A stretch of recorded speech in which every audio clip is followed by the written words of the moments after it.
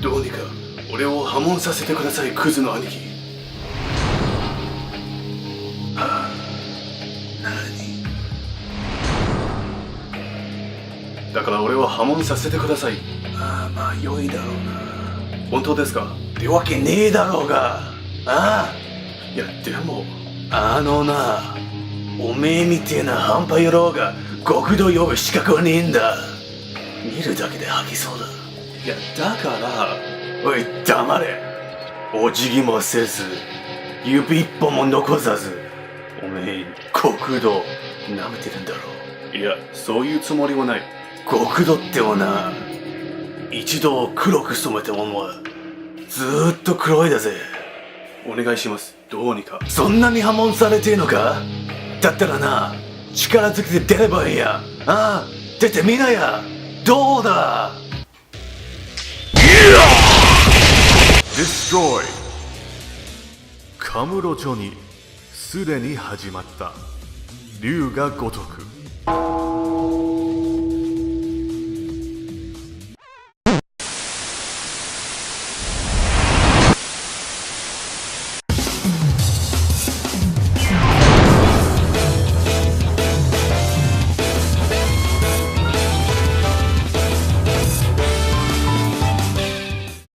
2017, good year, good games all around. One of my favorites, this hunk of fun right here, Yakuza 0, or Ryuga Gotoku 0 in Japan. You know, the Yakuza series is actually pretty new to me. My first experience with it was watching one of my favorite Let's Play channels do a playthrough of Yakuza 4, and since then I've been extremely interested in getting into it. Like most people, I was worried about not having any idea about the overall plot throughout the series, but that playthrough of Yakuza 4 I watched also covered that, since that game provided a series of summaries of previous games. So I have the story, I have the drive, but where should I have begun? Luckily for me, before I decided to make a move, word that Yakuza 0 was being developed came about. Not only that, Yakuza Kiwami, a remake of the first Yakuza game, followed soon after, but we will focus on that one another time. Yakuza 0, a prequel to all the happenings of the main series and the origin story of many established characters, namely our hero Kiryu Kazuma and series regular Majima Goro. Let me get this out of the way.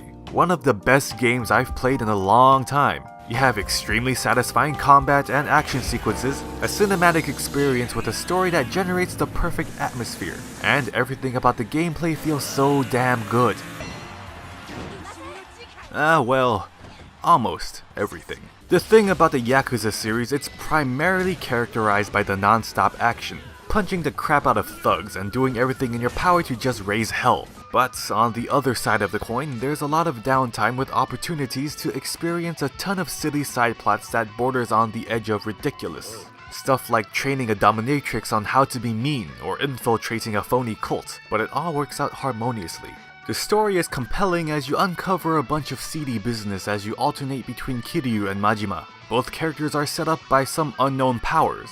Despite being seemingly unrelated initially, eventually everything and everyone crosses paths. It's chock-filled with characters you hate to love and love to hate. Everyone is just so friggin' charismatic in one way or another. Except you goddamn second banana. I guess it also helps that some of these characters are modeled after and voiced by real actors. Like this guy, and this guy, and this guy over here. Oh, and some of these ladies. Yeah. The serious business, it does well. The funny business, it also does well. Just don't get too attached to characters though. The series has a habit of tying up loose ends by offing anyone at any point. And seeing as this is a prequel, you can only assume who the hell is gonna make it to the end. But it is still rewarding to see the growth of the two main characters when they have to deal with all that throughout the game. And when you get into fights, everything about it is satisfying. Punches and kicks feel and sound like how they look.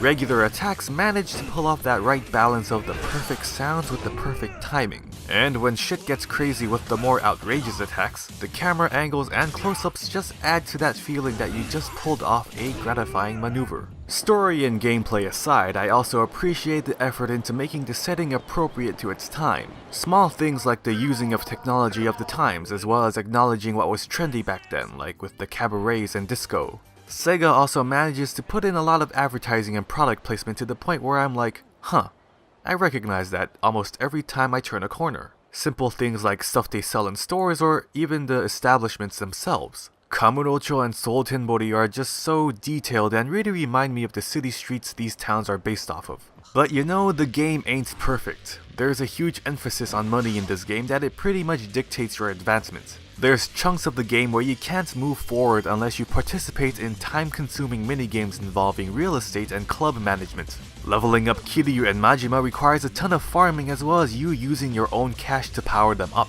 So you'll probably find yourself picking on this fucker nonstop to get some more change. Though I did enjoy running the Cabaret Club and am glad to hear that it will be coming back in Kiwami too. In Yakuza 0, without the side quests and extra content, going through the main story doesn't take much time. Hell, most of your time I guarantee will be put into all the extra contents. There's an odd sense of accomplishment and urgency when you take up these sub-stories that just makes the game even more enjoyable. Going around town, knocking out goons, and even running errands always feels like there's a purpose or reason. There's never a dull moment.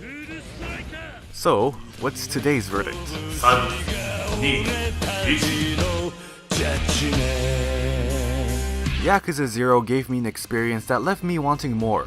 I love the plot, I love the characters, and I love how they control in my hands as I push them through the story. The presentation in this series can only be described as excellent. When characters make an entrance, they make a damn entrance, leave a lasting impression, and I felt involved every step of the way. I highly recommend starting here for people interested in diving into this series. If you like stories of Japanese crime or want something culturally different, I also recommend it to you as well. That's all I got for this episode. I'll see you again soon. This is ZenMasterwu signing off.